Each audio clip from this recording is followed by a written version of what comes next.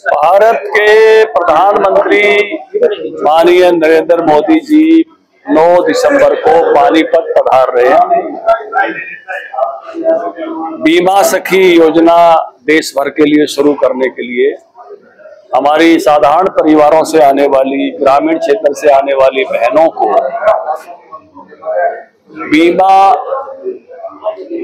से जोड़ने के लिए, उनको बीमा एजेंट बनाने के लिए एक योजना शुरू की जा रही है। जो बहनें उससे जुड़ेंगी उसकी पूरी जानकारी वहां मिलेगी और बहुत आगे तक जो है बीमा बहनों की समृद्धि का संकल्प लेकर ये अभियान प्रधानमंत्री जी के माध्यम से शुरू हो रहा है। हमें इस बात की खुशी है कि प्रधानमंत्री जी ने हरियाणा को चुना है, पानीपत को चुना है। पहले भी जब हरियाणा में सेक्स रेशियो हमारा काफी नीचे था, तब भी उन्होंने बेटी बचाओ बेटी पढ़ाओ अभियान के लिए पानीपत को चुना था। और आज हमें इस बात की खुशी है कि हमारा सेक्स रेशियो उसके बाद से अच्छा हुआ है, आम हरियाणवी व्यक्ति जागरूक हुआ है और ये आप आर्थिक सशक्तिकरण की बहनों की बारी के लिए आ रहे हैं। मेरे जो में आज था, मैं रोहतक की कुछ विधानसभाओं की बैठ के वहाँ बड़ी संख्या में बहनें पहुंचे उसके लिए, और हमारा मेंबरशिप का कैंपेन चल रहा है, संगठन पर्व चल रहा है, उसमें भी और तेजी से लगे। इसके लिए आज मैं रोहतक कार्यालय पर मंगल कमल में हूँ और महम भी मैं जाकर आया हूँ और शानदार कार्यक्रम होगा, क्योंकि जब पहली बार प्रधानमंत्री आए थे तब भी बहुत शानदार कार्यक्रम था और अब फिर उन्होंने चुना है बेटियों के, पहले लखपति दीदी, ड्रोन दीदी लेकर आए थे, अब वो बीमा सखी, कोई ना कोई ऐसी योजना हमेशा वो लेकर आते हैं जिससे महिला सशक्तिकरण हो। आज बाबा साहब भीमराव अंबेडकर जी की पुण्यतिथि भी है और उनको भी याद करना, उन्होंने बहनों के सशक्तिकरण के लिए और जो लोग समाज में पीछे रह गए थे उनके सशक्तिकरण के लिए संविधान में सबसे अच्छा काम किया था। उनको भी मैं भावपूर्ण श्रद्धांजलि अर्पित करता हूँ।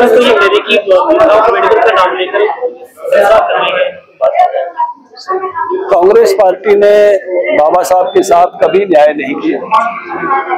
आपको सबको मालूम है, बाबा साहब को चुनाव हरवाने के षड्यंत्र कांग्रेस पार्टी ने की और जो उनकी भूमिका हो सकती थी या जो मान सम्मान भी मैं कहूँगा, भारत रत्न भी बाबा साहब को जब दिया गया तो विश्वनाथ प्रताप सिंह और भाजपा की मिली जुली सरकार थी, तब भारत रत्न दिया गया।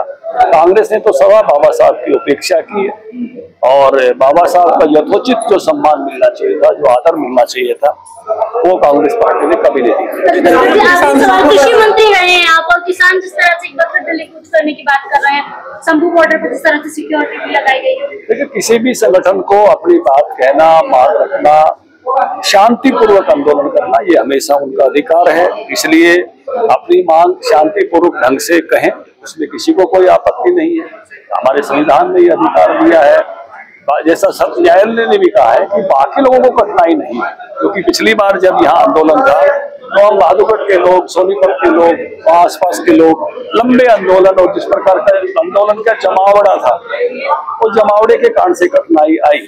इसलिए सीधी सी सरल सी बात है, मांग करना हक है हर वर्ग का, मजदूरों का, किसानों का हक है आंदोलन करना। वो अपनी मांग रखें, कहें सरकार के सामने, और लेकिन उसके कारण से, जैसे न्यायालय ने भी कहा है, किसी को भी कोई कठिनाई नहीं आए, इसका भी ध्यान आंदोलन करने वाले संगठनों को रखना चाहिए।